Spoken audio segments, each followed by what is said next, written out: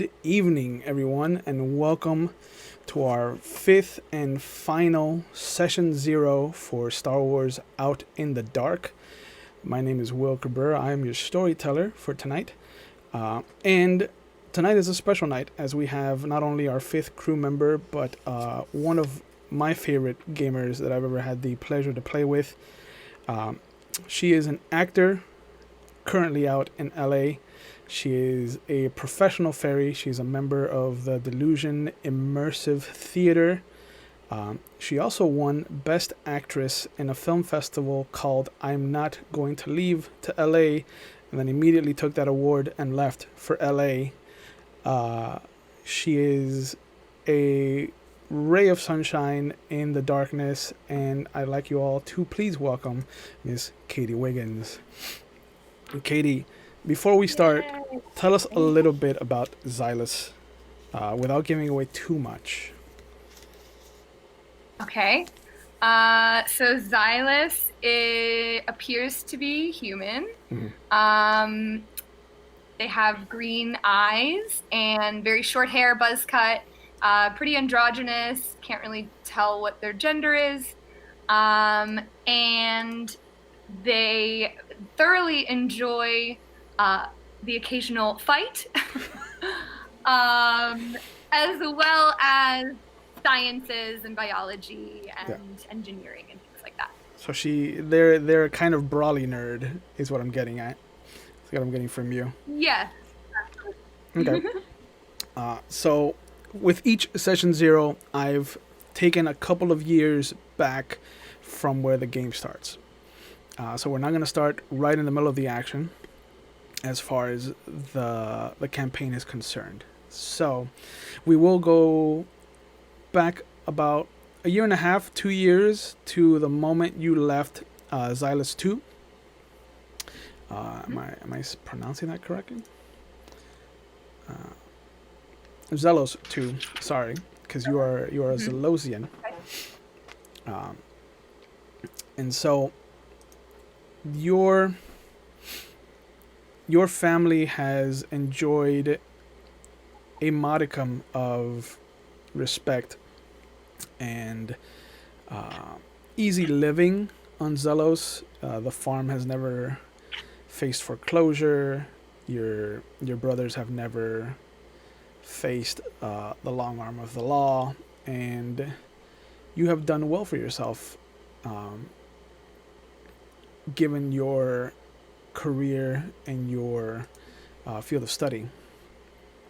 The small droid that you fixed from nothing and have brought to life beeps a sad tone as you finish packing your bag.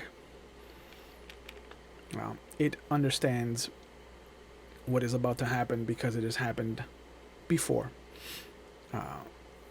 But your eldest brother, who is, where's his name?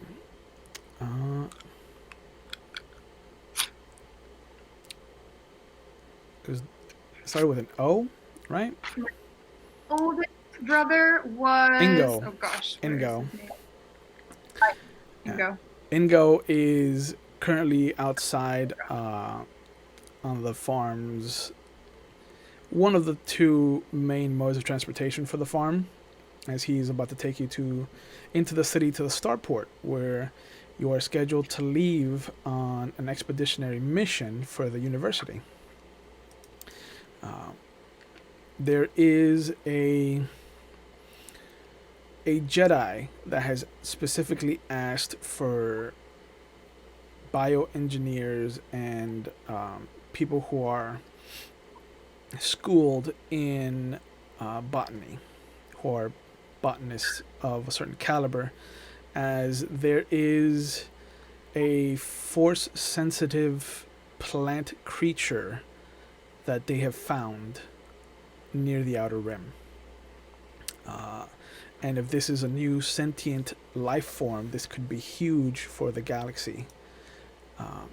So they're looking and they've chosen you out of everyone else at this university, your grandfather included, to go with this Jedi and the rest of the collected scientists that they have chosen. Now, the cruiser itself, as you approach the starport, does not look like a scientific vessel. The cruiser's slender and long.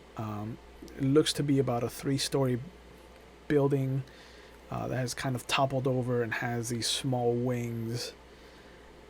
But the big eyesore is that it has this heavy mounted turret atop the body of this ship, and you can see what looks to be a single torpedo tube along the side of it. There's a collection of 6 other scientists from around the mid-rim. Some of them you recognize from the holo papers that they have produced, and there's 1 or 2 that you've never seen, but their names are easily recognizable from the studies that they've been involved in. And as everybody kind of gathers around, your older brother kind of gives you a punch on the shoulder for good luck, and he just kind of nods at you. He's like, you come back alive, all right? I punch him back. Lovingly. Yeah. But hard. Yeah. He holds his arm as he's getting a little older now. But he does kind of wink and drive off. Everybody, all the other scientists kind of come over, and there's a slew of just, it's an honor to meet you. I've read your paper on such and such, and I love what you did with this and that.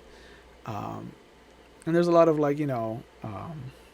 scholarly handshaking and ego stroking that happens. And after a few minutes of that, you see this very tall, very regal looking humanoid step down off of the ramp. There's these very thin, rectangular plates of what look to be Republic armor that have been kind of crafted and wired together to create a very old style of armor. But it comes down its chest, it comes down the left bicep, and there's a bit of a skirt atop the pants. But dangling on its right hand side from a belt loop is the one thing that you recognize from all stories that you grew up with, hearing about the Jedi, which is its lightsaber.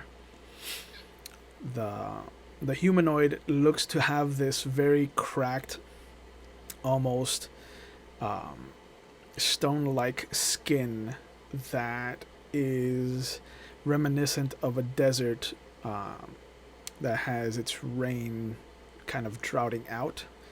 There's a ridge of just these small kind of protrusions that almost like, not horns, but like a mountain, like a small mountain ridge of just this bone or cartilage that kind of rides up the center of its head, and then there's 2 smaller ones on either side, above its crown, the far edges of its crown. There are no ears to speak of. There's just these 2 little kind of nubs that protrude out just ever so slightly. The nose is squat and very close to the face. And its mouth is just this very stoic, thin line that runs across the bottom of his face. But he comes over and, in a very gravelly voice, he just nods at each of you in turn. And with you in particular, there's a moment where he kind of has a not not a longing look, but there's a look that lingers a little longer than it should on you. And then he looks at you for a moment. He's like, Doctor Shakti, I presume. It's an honor to meet you. It's a pleasure. I am looking forward to all of your findings, if you are all ready. I know that there are superstitions about leaving when it's dark, so let's take advantage of what light we have left. Sounds great. I love that. And immediately everybody kind of like starts to, like, you can hear them asking about like the superstition and trying to figure out what he means by that. Nobody's asking you flat out directly, but you can hear the mumbles and like whispering between colleagues. But you do see that one anthropomorphic feline humanoid kind of comes over and just in a very soft kind of purring voice grabs your bag for you, and they're like, I can help you with this if you'd like. My name is Ina. It is a pleasure to meet you. Hi, Ina. Nice to meet you as well. Thank you so much. I really appreciate it. Yeah. She's about your height. She's a little shorter, only because the legs kind of bend out, almost like in Werewolf. How if a werewolf was like to stand at its full height, its legs would look really weird. So it's got the really long kind of bend at the knees. Okay. She looks like she could be taller. But she's about a little bit shorter than you, and she kind of just walks with a very side kind of hoppy gait. And she does carry your bag in front of her, and she looks at you. She's like, I admit this is my first time off planet. It is, your world is lovely. I wish I could stay longer and explore it. Wow. Well, thank you. You should totally explore it some other time. After all of this. Maybe I could return as a guest of yours. Absolutely. Yes. It would be my pleasure. You see that she looks down, and as she continues walking, there's a bit of bristle that happens around the cheeks of her face and like down the spine, and you see her tail starts to sway a little bit faster. I don't say it out loud, but I'm like, is she flirting with me? This might be that, but she leads you up into the ship itself, and then she takes you to where the bunk beds have been assigned, and you can see that you are in a room by yourself. Like, there is a bunk bed there, but there's nobody else assigned to your room. Oh, wow. Yeah, there's an odd number of scientists, and you got lucky or unlucky, depending on how you want to see it. Sure. But sure enough, after a few minutes, you hear just this very gruff voice come over the loudspeaker in a language that you don't immediately recognize. But a protocol droid in the lounge with you translates as the captain has asked you all to be seated as he takes off, or if you're going to stand, to please anticipate the bump. And as he says that, sure enough, there is a kind of lurch as the ship starts its ascension, and you can hear the heavy grinding of the landing gear kind of coming back into its perch inside the ship. And there's a moment where you feel the shake, um, and you can see that Ina is holding onto the sides of her seat, like she is basically doing everything she can to not let her claws rip the seat, but she's also giving off this very scared appearance. Um, I and, offer her my hand and she takes it, if she wants to hold it.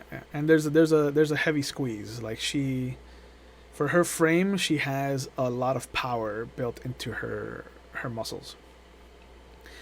Okay. But you recognize the shake, the familiar shake of the ship leaving atmosphere, and then there's just that sensation of it slowing to nothing, and then that hum of space around you.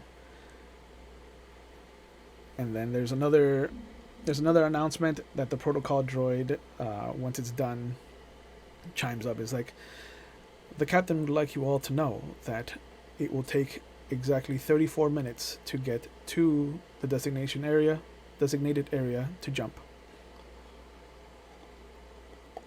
Great. I look at Ina. How does she look? How is she doing? How's she faring?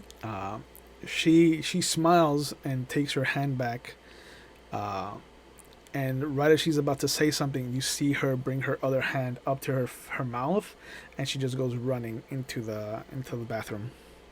Oh. See you later. Yeah. And there's, even though the door is a heavy metallic door, you can just hear the sound of upchucking. Oh no!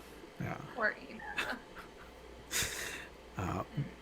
But you see the Jedi kind of look over in your direction, and he comes over and he's like, I appreciate what you have done for her. She has been taken from what life she knew in her home planet, and for her sake, she is being very heroic. But I fear that Horanzi might not make it. If it's anything else like that. I think she'll be okay. She'll get used to it. But you see that he pats you on the shoulder, and there's a bit of electricity that trickles through you as he does that. And he kind of gives you a smile, and you kind of feel like it's not a face that many have seen coming from him. And then you see him kind of go back to his seat. But the rest of the ship is at your disposal for 33 minutes now. If you want to do anything crazy, pick a fight. I don't think I'll be picking any fights just yet with these scientists. I don't know if they're gonna be into that. Okay. I might go over. I mean, is Ina like still throwing up? I probably check on her and make sure. The upchucking has slowed, and now it just sounds like dry heaving. But it is like. Is there water? Water for her? Yeah. You can go to a replicator and get a glass of water. She thanks you as you open the door, and you see her kind of like a very college scene played out before you. She's just on the floor hugging the metallic commode. And just she looks a little shade of green under her fur, under her what would be a typical calico color fur. Do I have any like anti-nausea plants that I might have with me? A salve or something? You might be able to make one up. Sure. Let's go to your character sheet and let's have you do let's have you do a first aid roll. See what happens. All right. So how do I do this? All right, How do I roll so on here? the little die button next to the skill will roll for you. Uh-huh. So Okay. you just push that, and then in the chat it'll pop up. See, you rolled a 14. So sure enough, taking the little bit of kind of like homebrew medicinal herbs that you packed away for occasions that might require them, you have enough, and you make a small kind of bit of a paste uh, using a very simple mortar and pestle. You kind of grind out this paste for her, and she smells it. She makes a very disgusted face, as it is not a pleasant smell. Uh, but I nod. I know. it is funny to see this large this feline humanoid, just kind of scrunch her nose and just kind of lick her tongue out, and this disgusted kind of like ugh. Uh, but she takes the It'll help. she just dips her fingers in it and then just kind of like forces it into her throat. Um, Very reminiscent, since you have cats, of trying to feed your cat a pill. Like how you have to Mm-hmm. like jam it into their throat. She does the same thing. She just kind of like jams it in her throat and then just kind of swallows it. Uh, there's a moment where she kind of like uh, goes to upchuck, and then you see some of the green starting to recede from her face. Uh, Yeah. and her breathing starts to regulate and kind of slow back down. Uh, and she just kind of like nods and smiles at you. Like, I must look like such a nuisance to you at this point. Mm, I'm sorry. no, not at all. It happened to me my first time too. She's like, It might not be true, but I don't yeah, yeah. She doesn't need to know that. Uh, know. but she's like, I, I understand now that space travel is not for everyone. Yeah. Uh, It can be taxing on the body for sure. but after a few minutes, you see her push herself up onto her feet, uh, and she walks over and splashes some water on her face. And right as she's about to say something, there's a bit of like a kind of, not like a pull that happens suddenly, like a snap, uh, as the ship jumps into hyperspace, and you kind of tumble forward unexpectedly into her. Um, and she's warm because there's all this fur, uh, but you also hear like this soft purring noise coming from her, from like inside of her, uh, and she kind of helps you steady up, um, and she's like, that this was very very nice of you, and I appreciate what you have done for me. Thank you. And you see her Of course, kind of like I looking apologize away. for you. And she's like, no, please, it is obviously the ship's fault. And then she just kind of like is Friendship.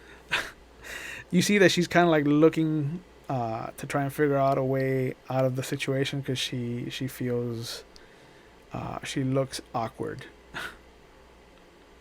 Okay. So I let her know that I really need to get started on, some research. Mm, Um, yes. I'm gonna, take my. If you need But help. I'm. Uh, Thanks. Same here. If you need anything, I'm happy to help. You are very nice. Thank you. You're welcome. Uh, she she goes back over to her seat, and she just kind of like sits down for a moment and just holds like her knees and just is breathing. Uh, and the Jedi just kind of sees you as you walk away from the situation. And he kind of just nods. I don't know how to react to this Jedi. I feel like yeah, there's an announcement that comes on, and the protocol droid looks out and he's like, the captain would like to inform you all that we are currently in hyperspace, and should nothing interfere with our plans, we should be at the location within 4 days. Thank you. Great. Enjoy your stay with us. And you see him start to kind of like go about the daily chores that he has to do on the ship. I say thank you. He doesn't acknowledge you. Yeah, he's a droid. But yeah, you have 4 days to do whatever you'd like on the ship before you get to the planet. What? Yeah. Okay. I mean, I guess I'll go and talk to some scientists, see what's up with them. Okay. There's probably someone that I am like most interested in their work. I don't know, maybe someone that has done something really cool with like splicing different organisms. Yeah, there is particularly a Mon Cal scientist that is currently the big talk of the universities, as far as like taking an aquatic plant and successfully growing them on land. Ooh. Yeah. So, but it is a male named Goric. Goric Val. He is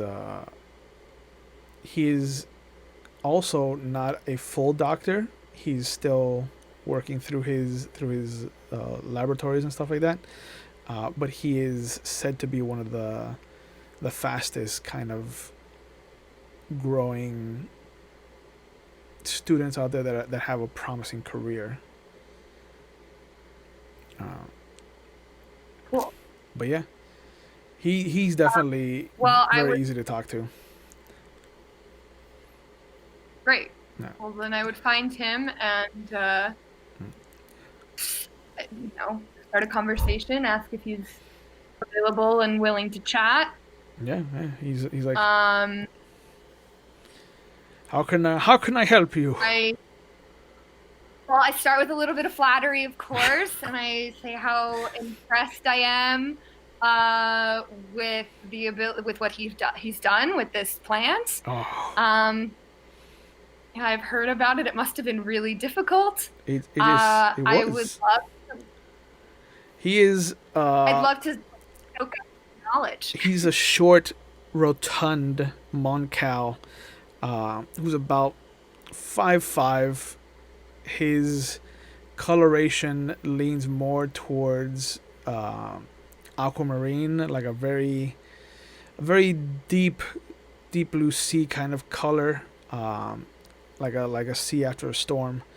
And he has splotches of what looks to be more like seafoam green, and he has these really piercing kind of coral blue eyes that have specks of honey, kind of like a galaxy.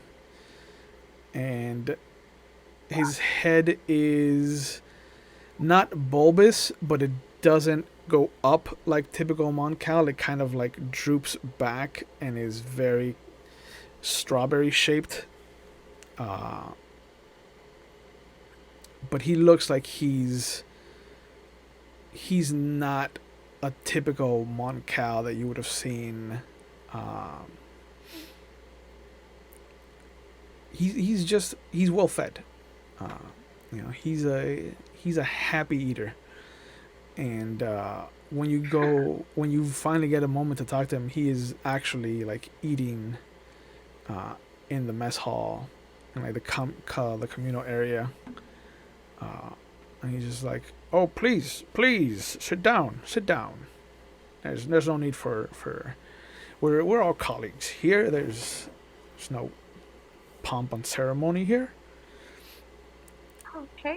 You Thank you. yeah, Take a seat. you have your own accolades that I've also been following. Oh, thank you. So, how can I help you? Well, I'd love to know what inspired you to try to grow this plant on land. Why did you decide that that was what you wanted to do? Oh, well, uh, well, my boy, it's it's one of those things that if you can grow it on land, you can grow it in a ship, and water is heavy, Mm, salt water heavier. Uh, so I thought that maybe by by overcoming that obstacle, we can start to pass it on to other species of flora that might be benefit from something like this. Uh, it's that's wonderful.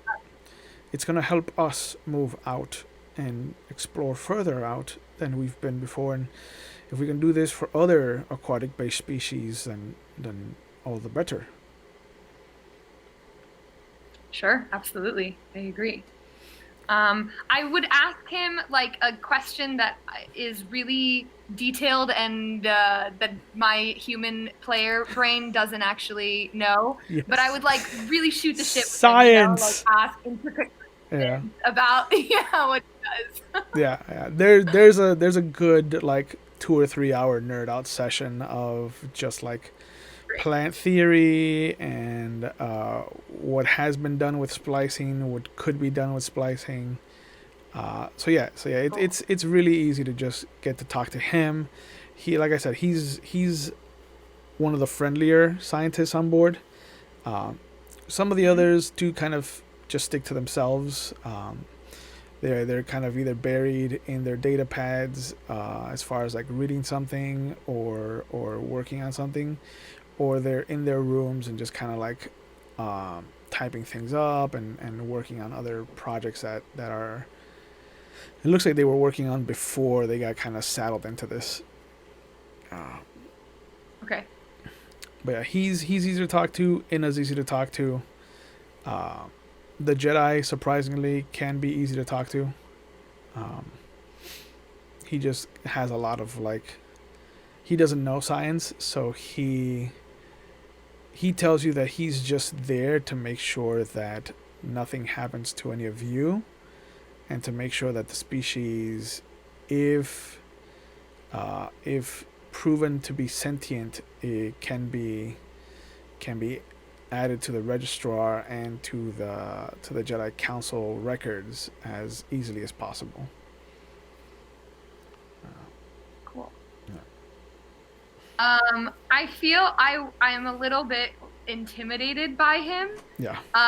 So I don't know if I would like run up and start a conversation, but I'm like trying to sort of not spy on him, but like pay attention to where he is and Yeah. listen in if he's like having loud conversations. Oh yeah. Um, The information you've gathered from him is not from like direct face to face contact.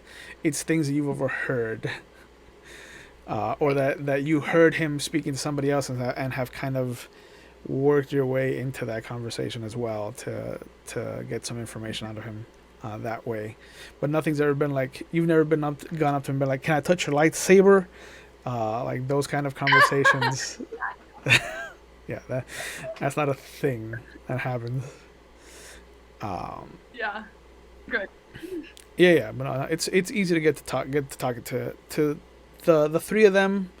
Anytime that you want to sit down and talk to them, they'll talk to you, and you get a lot of conversation, a lot of ideas, kind of start to really work out in the 4 days, and then there's that moment where you feel the familiar kind of drop from hyperspace, and as you feel the ship kind of lurch back to its traditional engines, you can sense that there's a coldness that kind of permeates the ship suddenly.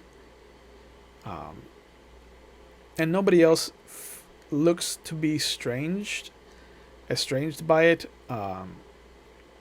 The other scientists kind of are in the middle of kind of chatting and or eating or working on other things, and you were in the middle of a conversation with Inna when the ship dropped out of hyperspace, and mid-sentence you kind of had to stop yourself because you just felt this very cold kind of hug come over you.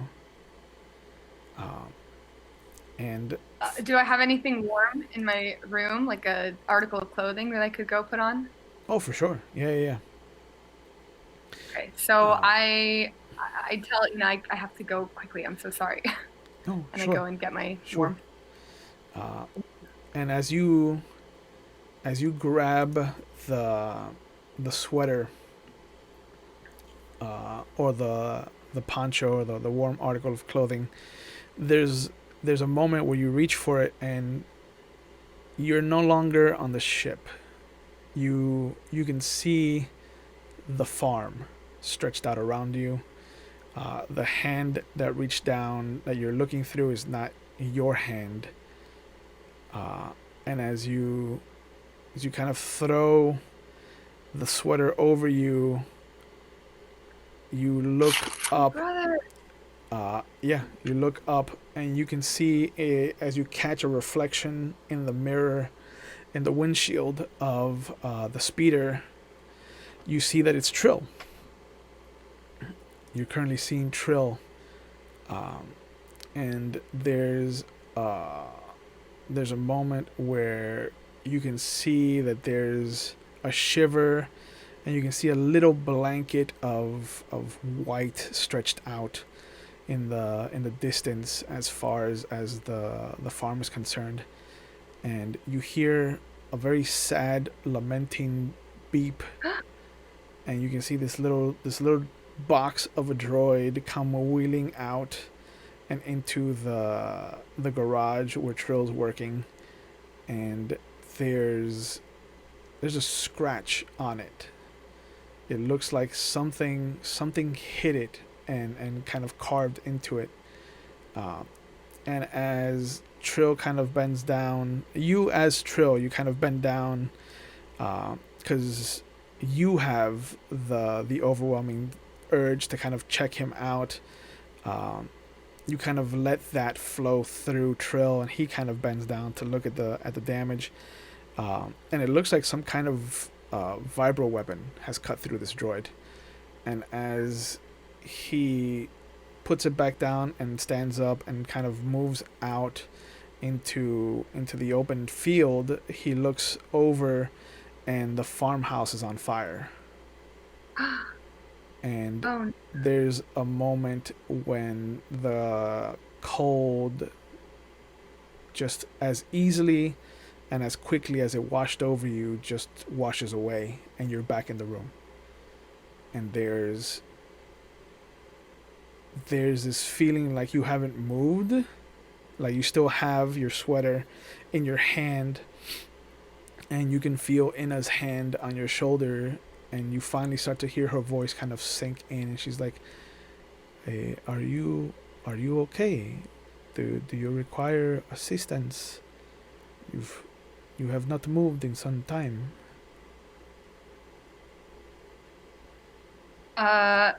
I look at her, and I like squint my face, and I say, "Yes, I'm sorry, I'm okay. I just felt a little dizzy." Mm. Mm. I might have some things for dizziness. And she kind of makes her way over Yeah, to her room. You follow, or very nice. I'll follow her. okay? So you I mean, is there anything like I don't know. I can't access the feeling again, right? Like I can't make myself feel it and check in if again. if you try to like force it, there's nothing that happens. Okay. It's almost like if a door was opened by accident and then it was closed really quickly. Okay.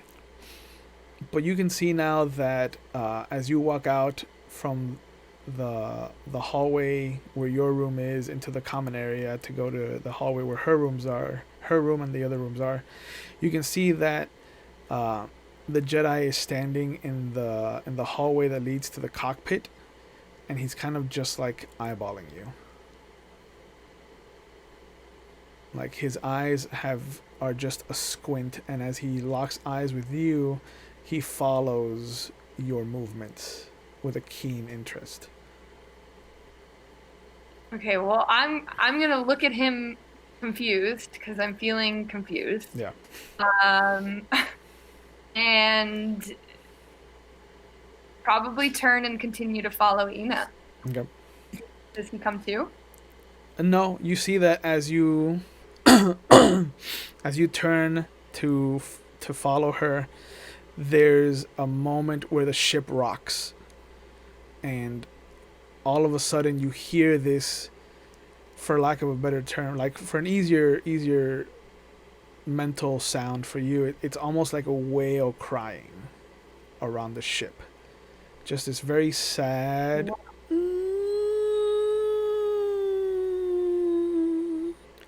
outside that just echoes through the ship, and there's a moment where you just hear over the comms the captain freaking out in whatever language he uses, and the droid just in the corner just yells out, "Oh my, those are expletives that I am not programmed to repeat."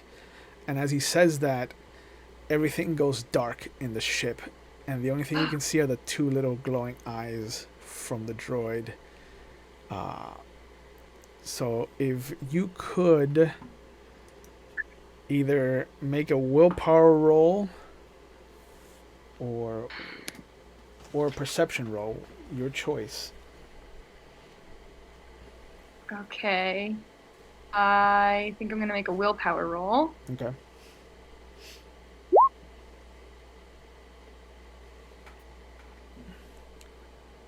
$19, but you also rolled a 1 on the wild die. So the sudden darkness does startle you, and there's a moment where the only thought in your mind is that you're going to die. You are, who knows how many light years from your home. You just had a vision of the farm on fire. You've been thrust into this darkness that you did not want to be in, and the only thing you can fixate on is those two orbs that are just kind of like bobbing in the darkness on the other side of this room of yours. And everybody's kind of like gasping. Everybody's kind of like, they're all a little bit afraid of what's happened, but they're also not as terrified of the dark as you are. Yeah. I'm definitely freaking out. Yeah. And you can hear the Jedi, everyone just remain where you are. No one move. Everything will be fine if you just are calm. And immediately after he says that, the captain, again over the loudspeakers, just blathering out this gibberish of a language that you've tried to figure out over the last 4 days, and you've managed to kind of nail down some of the words, and the droid is just like, the captain, in between expletives, would like you all to know that there is trouble, but that he is trying to remedy the situation, and if anyone would like to man the turrets, you are more than welcome to. And after a moment... Okay, I have no skills there, so I'm gonna do that. Yeah, after a moment, you can hear somebody shifting around you, and you feel a body kind of walk past you. But in the darkness, you don't know who or what it was. And then you hear the clank, clank, clank, clank, clank of somebody climbing up a set of a ladder, and you hear, "Oh, what, what is that?" And immediately you hear the clank, clank, clank, clank, clank of them coming back down. Oh no! You hear the sound of metal grinding against metal, and just what sounds like the ship just groaning in pain as it. Imagine the sound of a can being crushed, and that's what's happening now. Um, and there's a moment where the captain blurts out something really quickly, and then cuts out the comms entirely, and the droid is like, "Our captain has chosen to pilot the ship into the nearest moon, which can sustain life. I would like you all to brace for impact." And you see the two orbs kind of start to turn away from you, and as one of them turns into like a 3/4 look away from you, and all you have is that one orb now, there's a moment where it looks away from you entirely, and you're in darkness as a whole, except for like the two very faint areas where his lights kind of bounce off of the wall. But the darkness is starting to just like creep in, and there's a moment where that coldness starts to wrap itself around you again, just kind of like hands crawling around and from beneath your chest, and just kind of like up to where your neck is. um, and Touch them. Are there really hands there? there are no hands there. There are no hands there. Ah! It is just a sensation of them, and that creeps you out even more. And then there's a moment where the lights suddenly come back on, and you can see that everybody's kind of scattered, and some people are holding onto their seats. Ina is on the floor, kind of like hands out, holding on to whatever she can. The Mon Cal is on the floor, just kind of like hugging the the the support of his chair. And for everyone that is a scientist that is just kind of in some state of shock or just fear, the Jedi hasn't moved from his position. Like, he is still looking at you and just kind of holding his ground, and there's a sense of safety that emanates from him. Okay. But sure enough, what do you want to do? You want to focus on that? Yeah. Okay. Sure enough, you kind of lock eyes with him, and there's a moment where everything else starts to kind of fade out into the periphery, and then there's a moment where you hear a bolt kind of snap, and then a second bolt, and the top part of the conservatory kind of viewing window that exists above the common area, you see the plate that kind of protects it just flies off, and sitting on top of the ship like a space kraken, if you will, just kind of wrapped around it, is this impossible creature that you've never seen before, that looks almost like a mixture of a giant squid and a tulip. It's just got these very thin, very very plant-like, leaf-like body, and these vine-like tentacles that protrude out from it, and it's eating up the energy that the ship is giving off. Oh my god, I'm so fascinated.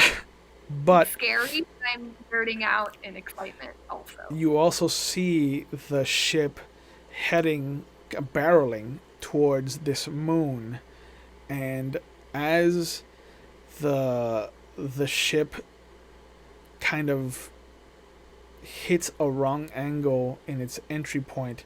You can see the top of the ship just lighting up yellow, orange, and red as this heat now tears this creature apart, and you can just hear it wail in pain. Oh no. And the ship goes dark again as far as the electricity is concerned, but you have this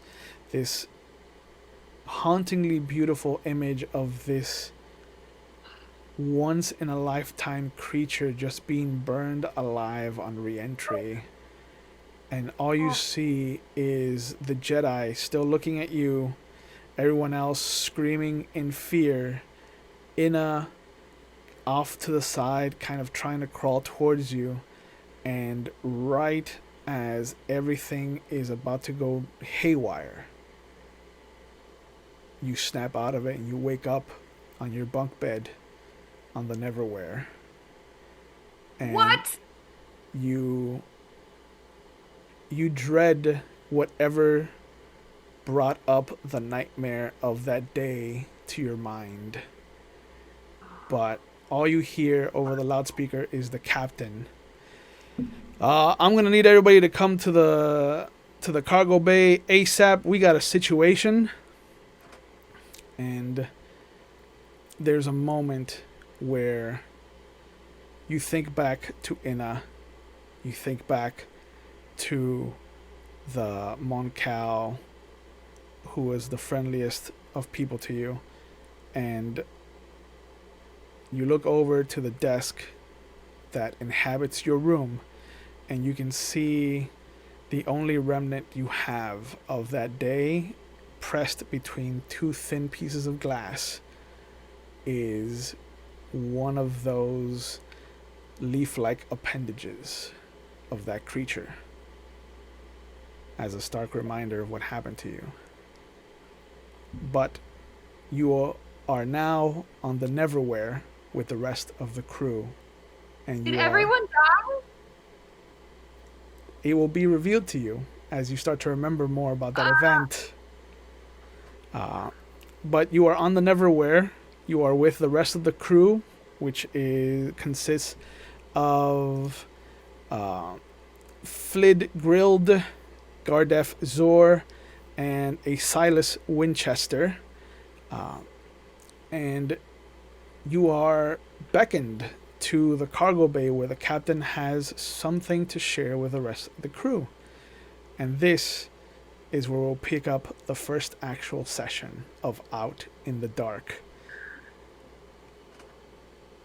So I'd like to thank everyone for tuning in and watching the episode.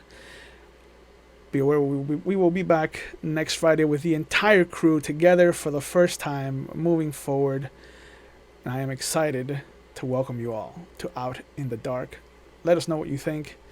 If you enjoyed the show, you can also follow it on YouTube. They come out 2 weeks from now, every Tuesday. And until next time, be safe, wear your mask, and please take care of each other. It's the least we can do.